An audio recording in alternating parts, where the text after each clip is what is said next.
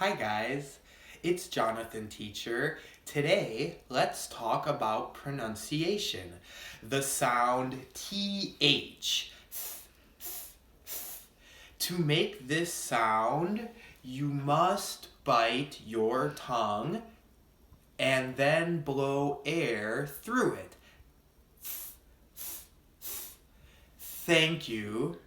Month, another.